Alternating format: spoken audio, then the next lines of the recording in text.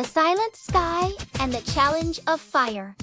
Far above the rolling hills of Israel, the sky stretched wide and empty, a deep blue that seemed to hold its breath. For 3 long years, no rain had fallen. Rivers had shrunk into thin ribbons of mud. Trees stood tired and thirsty, and children listened every night for the sound of rain that never came.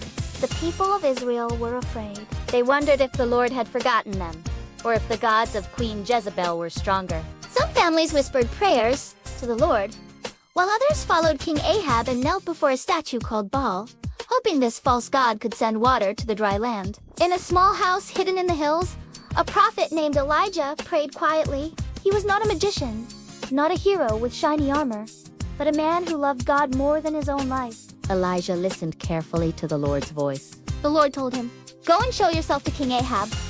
I will send rain upon the earth." Elijah knew this was dangerous. Ahab blamed him for the drought. Soldiers searched everywhere to capture him. But Elijah's heart was steady.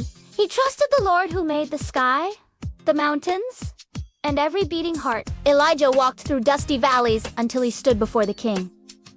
Ahab's eyes flashed with anger. "Is it you, Elisha, the troublemaker of Israel?"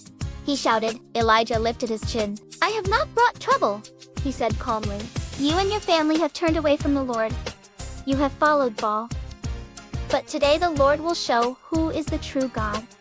Gather all the people of Israel and the 450 prophets of Baal. Meet me on Mount Carmel. There we will see whose God is real." The king agreed, curious and proud, thinking his prophets would win. Messengers ran through villages calling people to the mountain. Children held their parents' hands as they climbed the rocky path. Everyone wanted to see what would happen. At the top of Mount Carmel, the air smelled of dry grass and salt from the distant sea. Elijah stood alone, his robe flapping in the wind. Across from him crowded the prophets of Baal, dressed in bright colors, their faces painted for a great show. King Ahab sat on a high rock, waiting. Elijah raised his voice so all could hear. "How long will you dance between 2 choices? If the Lord is God, follow him. If Baal is God, follow him. Today, we will know the truth." The people were silent. Their hearts beat fast. Some looked at the ground, ashamed. Others looked at the sky, wondering if a cloud would appear. Elijah continued, "Bring 2 bulls. The prophets of Baal will prepare one for their altar. I will prepare the other for the Lord. We will not set fire to the wood. We will pray. And the God who answers with fire is the true God." The challenge was bold. Everyone gasped. Could fire really fall from the sky? Children clutched their mothers' hands. Men nodded, eager for a sign. The prophets of Baal began first. They built their altar with smooth stones and placed their bull upon it. From morning until noon they shouted, "Baal, answer us!" They danced in circles, leaping and spinning. They sang louder, beating drums, calling for fire. But the sky stayed empty. No wind, no spark, not even a flicker. Hours passed. The sun burned hot. The prophets cried out louder. Some cut themselves with knives, thinking their pain would wake their God. Blood stained the dry earth, but Baal remained silent. Children grew restless. Mothers shaded them with cloaks. Fathers whispered, "Where is Baal? Why does nothing happen?" Elijah stepped forward. His eyes were gentle but strong. "Shout louder," he called with a playful smile. Maybe Baal is thinking. Maybe he is busy. Perhaps he is on a journey. Or maybe he is sleeping and needs to be awakened. Some people chuckled nervously. The prophets grew wilder, but still no fire came. Finally, Elijah lifted his hand. "Come near to me," he said. The people gathered close. He chose 12 stones, 1 for each tribe of Israel, to remind them of who they truly were, children of the Lord. Carefully, he rebuilt the Lord's altar. He placed the wood and the bull upon it. Then, to make the test even harder, he dug a wide trench around the altar. "Fill 4 large jars with water," he said. "Pour it over the offering and the wood." The people obeyed. Water splashed and soaked the wood. "Do it again," Elijah said. They poured more water until the trench overflowed. Everyone gasped. Wet wood cannot burn. Children stared wide-eyed. What was Elijah doing? The mountain grew silent. Even the sea breeze paused. Elijah stepped forward, lifting his face to the sky. His voice was calm and full of trust. "O Lord, God of Abraham, Isaac, and Israel, let it be known this day that you are God in Israel, and that I am your servant. Answer me, O Lord, that these people may know that you are the true God, and that you are turning their hearts back to you." A single heartbeat of silence followed. Then without warnings, a roar like 1,000 storms burst from the heavens. Part 2. The fire that danced from heaven. The crowd on Mount Carmel froze. Every sound the whisper of grass. The distant cry of a gull stopped as if the whole world was waiting for what would happen next. Children clutched their parents' arms. King Ahab leaned forward on his rocky seat. The prophets of Baal stared at the wet altar with wide, nervous eyes. Then it came.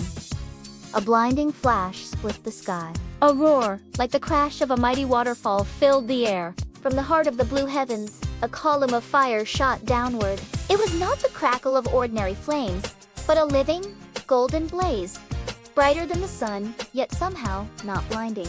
The fire struck the altar with a sound like thunder. In an instant, every drop of water vanished into steam. The soaked wood burst into brilliant flames. The stones of the altar glowed red and then melted into shimmering glass. Even the deep trench of water hissed and disappeared. Nothing was left but a circle of blackened earth, and the sharp, sweet smell of lightning after rain. Gasps and cries swept through the crowd. Mothers hugged their children. Men dropped to their knees. The people who had been silent now shouted with one voice, "The Lord, He is God! The Lord, He is God!" Their words rolled down the mountainside like an echo of truth. Hearts that had been divided suddenly felt whole. The people knew, without a doubt, that the God of Abraham, Isaac, and Jacob was alive and mighty. Elijah bowed low, his face to the ground. He did not smile with pride. He did not dance like the prophets of Baal had done. He simply worshipped, thanking the Lord for his power and mercy. This was not a trick of lightning. This was the God who made the sky, showing his children that he alone held the world in his hands. King Ahab sat frozen, his eyes wide. He had trusted in Baal, but Baal had been silent. Now the truth burned before him, hotter than the fire itself. He said nothing. His pride melted like the stones of the altar. Elijah rose and turned to the people. His voice was strong but steady. "Seize the prophets of Baal. Let none of them escape." The people, now filled with holy fear, obeyed. They captured the false prophets who had led them away from God's love. Elijah brought them down to the Kishon Valley, where justice was done. The land that had been dry and aching for rain now waited for a new beginning. But the story was not finished. The sky above Mount Carmel still stretched empty and blue. The fire had fallen, but the land remained dry. Children looked up, wondering if clouds would appear. Elijah lifted his face to the heavens and whispered a prayer. "O Lord, you have shown your power with fire. Now show your mercy with rain. Let the earth drink again. Let the hearts of your people grow soft like wet soil." Then Elijah spoke to King Ahab. "Go, eat and drink, for I hear the sound of heavy rain." Ahab stared at the clear sky and almost laughed. There was no cloud, no wind, no hint of a storm, but Elijah climbed to the very top of the mountain. He knelt with his head between his knees and prayed again and again. He sent his servant to look toward the sea. "Do you see anything?" Elijah asked. "Nothing," the servant said. 7 times. Elijah prayed. 7 times the servant climbed the ridge and scanned the endless horizon. At last, on the 7th time, the servant's voice trembled with excitement. "A cloud," he cried, "a tiny cloud, as small as a man's hand, rising from the sea." Elijah's eyes shone. "Go and tell Ahab, hitch up your chariot and go down before the rain stops you." As the servant ran, the sky began to change. Thin Thin gray threads spread across the blue like brush strokes of paint. The breeze cooled. The smell of wet dust filled the air. Children squealed and pointed. Dark clouds rolled in, thick and heavy. Lightning flashed far away. Thunder rumbled like a giant's drum. Then the heavens opened. Rain poured down in silver sheets, splashing on rocks, soaking the thirsty earth, running in joyful streams down the mountain. The people laughed and lifted their faces, letting the cool water wash away 3 years of drought and doubt. Farmers held out their hands and felt hope return. Children stomped in puddles, their hearts dancing with the raindrops. King Ahab urged his chariot down the slippery path toward his palace. But Elijah felt the power of the Lord give him strength. He tucked his cloak into his belt and ran ahead of the horses, his feet moving like the wind. Through mud and rain, he ran. A sign that the God who sends fire also sends strength to those who trust him. Far away, Queen Jezebel heard the news. Her prophets were gone. Her God was silent, and the people were turning back to the Lord. Her heart filled with fury, and she made a dark promise to harm Elijah. But that is a part of the story for another day. A reminder that even after a mighty victory, God's servants still need his protection and care. On the mountain that night, the people of Israel sat around small fires, wrapped in wet cloaks, whispering about what they had seen. Some spoke of the fire that burned the stones, others of the first cool drops of rain. But the deepest truth settled quietly into their hearts. The Lord is real, and he answers those who call on him. He is not asleep.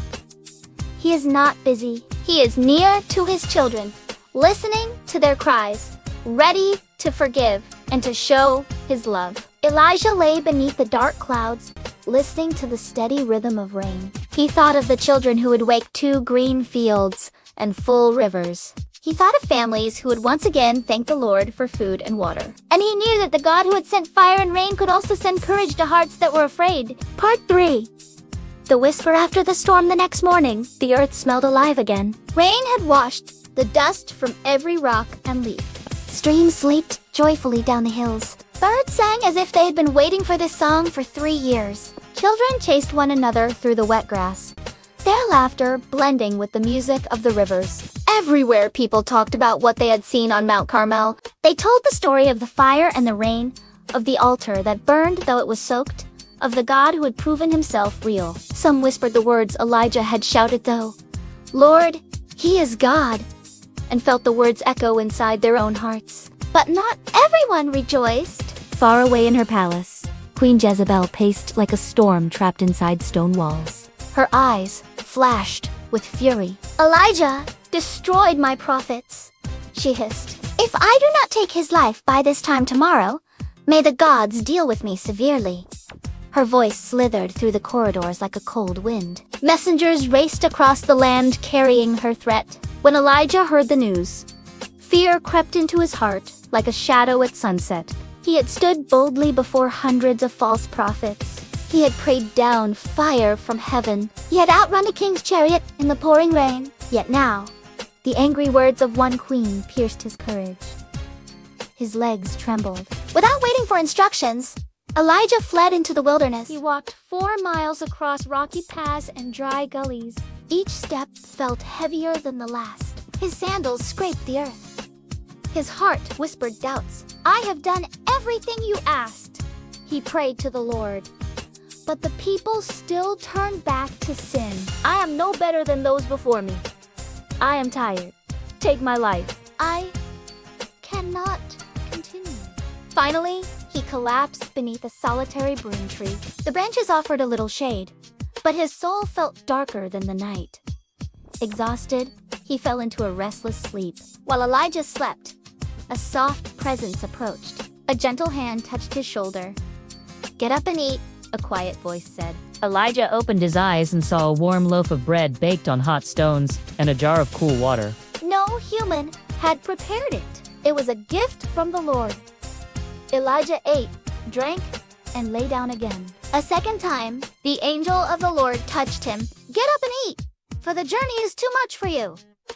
Elijah ate again, and the food gave him strength for 40 days and 40 nights. Guided by the unseen hand of God, he traveled to Mount Horeb, the mountain where God had once spoken to Moses. When he reached a cave, Elijah crawled inside and spent the night. The cave was silent except for the beating of his own heart. Then the voice of the Lord came to him, not in thunder, but in a question. "What are you doing here, Elijah?" Elijah poured out his sorrow. "I have worked hard for you. I have spoken your word. But the people have broken your covenant. They have torn down your altars and killed your prophets. I am the only one left, and now they seek my life."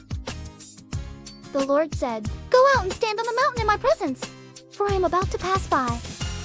Elijah stepped to the edge of the cave. Suddenly, a powerful wind tore through the mountains.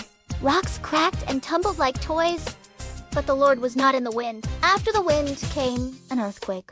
The ground shuddered and split, shaking Elijah to his knees. But the Lord was not in the earthquake. After the earthquake came a fire, fierce and dazzling.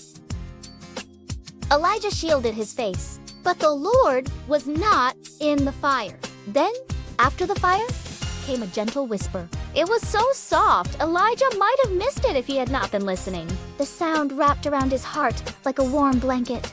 He covered his face with his cloak and stood still. In that whisper, Elijah felt the nearness of God. No thunder, no flashing fire, only the quiet voice of the one who loved him. The Lord spoke again. "Elijah, what are you doing here?" Elijah repeated his fears, but the Lord answered with hope. "You are not alone. I have kept 7,000 in Israel who have not bowed to Baal or kissed him. Go back the way you came. Anoint new leaders. My plan is not finished." Strength returned to Elijah's tired body. The God who could send fire from heaven could also speak in a whisper to a weary heart. Elijah realized that God's greatest power was not only in mighty displays but in his patient love, guiding every step even when people felt small and afraid. Elijah obeyed. He left the mountain, ready to continue the work God had given him. He would train a young prophet named Eliah. He would speak to kings. He would remind Israel that the Lord is faithful. His journey was not over because God's mercy never ends. As years passed, the story of Mount Carmel lived in the hearts of children and parents alike. Around evening fires, families told their little ones about the day fire fell from heaven and rain followed. They spoke of a God who listens, who answers, who is stronger than any false god. They told how Elijah, though brave, also felt fear and sadness, and how God met him not with anger, but with gentle care. Children asked, "Will God listen to me like he listened to Elijah?" Their parents smiled. "Yes, the same God who sent fire and rain hears your prayers. He sees when you are brave, and he sees when you are scared. He loves you in the storm and in the quiet." The lesson of Mount Carmel spread beyond Israel, reaching every child who would one day open the scriptures. It teaches that God's power really can move mountains, stop rain, and send fire. But his greatest gift is his voice that speaks to the heart, guiding, comforting, and calling each child to trust him. Imagine standing on that mountain yourself. Feel the hot wind on your face. Hear the roar of fire and the hush of rain. Then, close your eyes and listen. Somewhere beneath the noise of the world is the same gentle whisper that came to Elijah. It is the whisper of the God who created you, who knows your name, who invites you to follow him. God still answers prayer. Sometimes he answers with mighty acts, healing, protection, miracles that make hearts leap with joy. Sometimes he answers with a quiet peace that no one else can give. Both are real. Both are his love. So, when you feel small, when school feels hard, when friends are unkind, when you wonder if anyone is listening, remember Elijah. remember the fire that fell from heaven and the whisper that followed. The Lord who controls the sky is also close enough to hold your heart. Tonight, as you lay your head on your pillow, you can pray, "Lord, you are the true God. Show me your love. Help me trust you." And know that he hears. You may not see fire in the sky, but you will feel the warmth of his presence. A love stronger than fear. Because the God who answers with fire is the same God who speaks in a gentle whisper, And that whisper can change your life forever. Just as Elijah called the people to choose, you too can choose every day. Will you follow the noise of the world? Or will you listen for the quiet voice of God? The God who sent fire and rain is calling you to trust him. He is ready to guide your heart, to give you courage, and to fill your life with a love that never ends. Close your eyes now. Listen. The whisper is still there.